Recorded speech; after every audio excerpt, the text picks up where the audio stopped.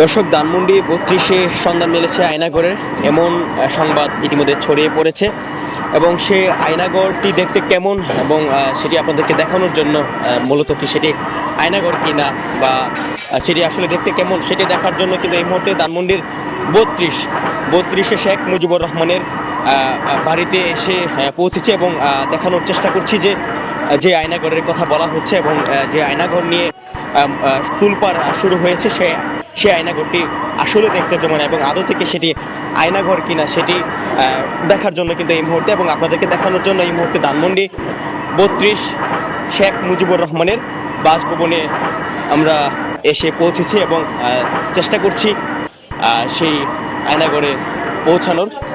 যে আয়নাঘরটি নিয়ে কথা উঠেছে এবং যে আয়নাঘরটি নিয়ে ইতিমধ্যে কিন্তু তোলপাড় হয়ে গিয়েছে এবং আমরা দেখেছি যে সব মানুষ এখানে এসে ভিড় জমাচ্ছেন যে এই লোমহর্ষক জায়গাটিতে আসছেন এবং এসে দেখার চেষ্টা করছেন যে আদৌ কি এটি আয়নাঘর কিনা। এই যে দেখা যাচ্ছে একটি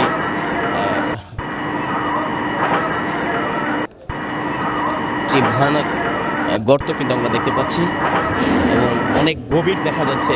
পাশাপাশি আরও একটি গর্ত দেখতে পাচ্ছি এবং এটিও কিন্তু অত্যন্ত গভীর। একটু কথা বলি আপনার সাথে।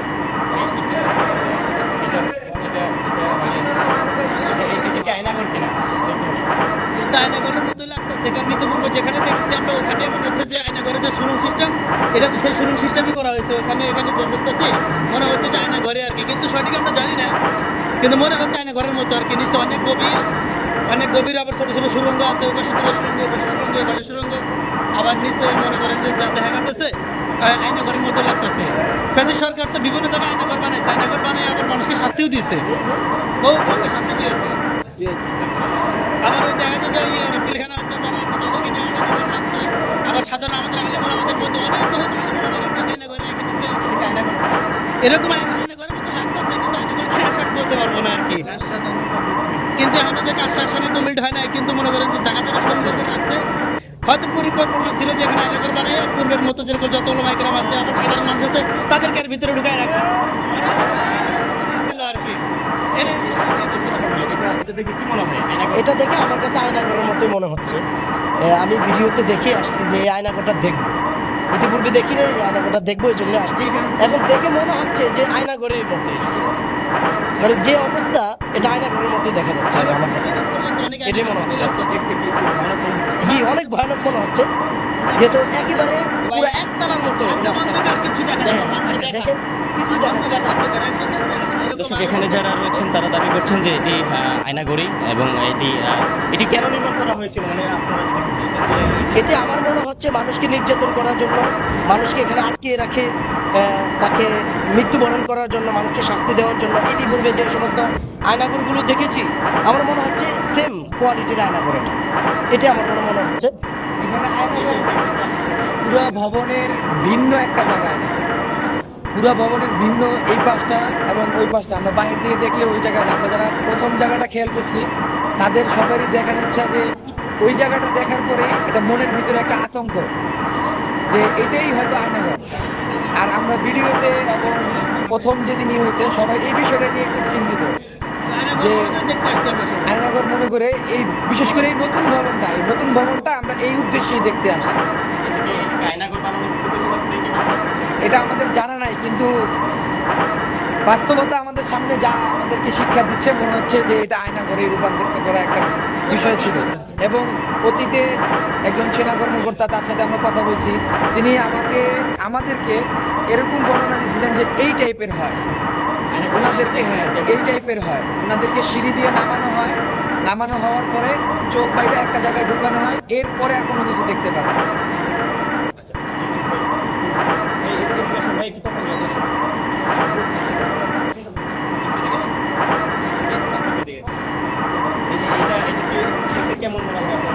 যে এটা আমি যতদূর দেখলাম সেটা তো মনে হচ্ছে যে আয়নাঘর।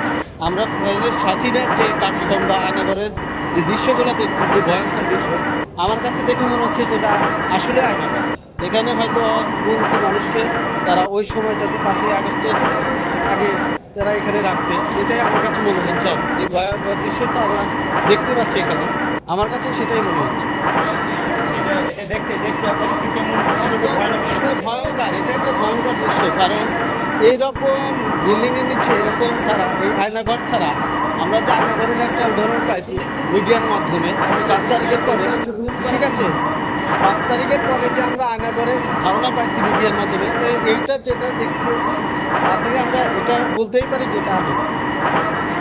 একটু আপনার সাথে কথা বলি ভাই, একটু কথা বলি। এই যে আপনি এখানে এলেন, জি। কোন সংগ্রাম থেকে এলেন, কি দেখতে এলেন? দেখতে এলাম যে মানুষে বলতেছে যে আয়নাঘর বলে এটার ভিতরে আছে, এই জন্য দেখতে এলাম। আচ্ছা, আচ্ছা।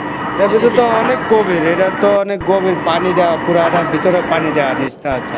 দেখে কি মনে হচ্ছে? এই তো আন্ডারগ্রাউন্ড মনে করা যায় না, এও করা যায় না, এখনো তো পরিত্যক্ত, এখনো তো এটা কাজ কমপ্লিট হয় নাই, হইলে বোঝা যাইতো যে এটার ভিতরে কি করে, বুঝছেন?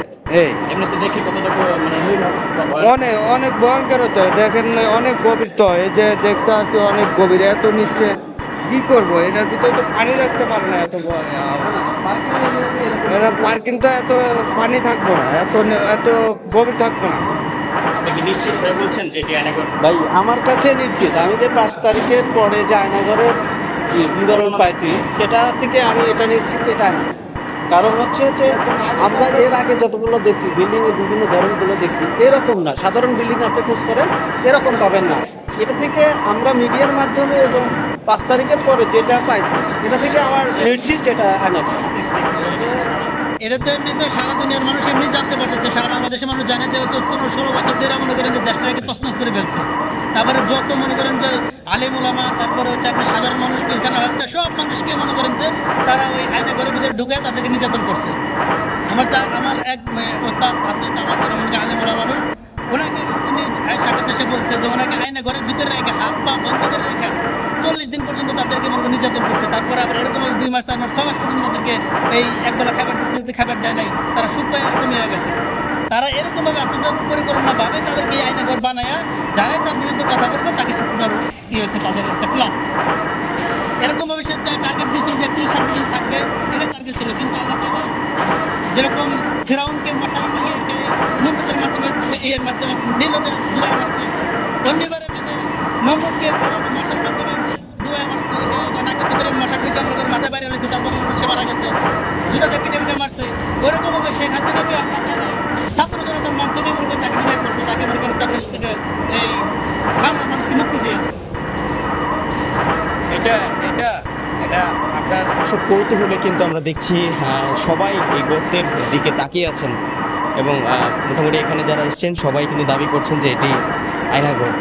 তেমনটি কিন্তু আমি এখানে যাদের সাথে কথা বলেছি তারা কথা বলেছেন, তারা বলেছেন যে এটি সত্যিকার অর্থে আয়নাঘর এবং এটি তৈরি করা হয়েছিল যারাই এই আওয়ামী লীগের বিরুদ্ধে কথা বলবে এবং যারাই সরকার বিরোধী কথাবার্তা বলবে, যারা সরকারের বিরুদ্ধে ষড়যন্ত্রে লিপ্ত হবে তাদেরকে ঠিক এখানে এনে নির্যাতন করা হবে, অত্যাচার করা হবে, এমনটি ধারণা করছে, এমনটি তারা বলেছেন। এবং আরও একটি কথা তারা বলেছেন যে 5 আগস্টের পরে আয়নাঘর নিয়ে যতগুলো আলোচনা হয়েছে, আয়নাঘরের যে বর্ণনা এবং আয়নাঘরের যে আকার আকৃতি দেখানো হয়েছে সেই আয়নাঘর ঠিক এমনই দেখতে, এটিও কিন্তু তারা বলেছেন এখানে যারা প্রত্যক্ষদর্শী যারা রয়েছেন এবং যারা ওনাদের দেখতে এসেছেন।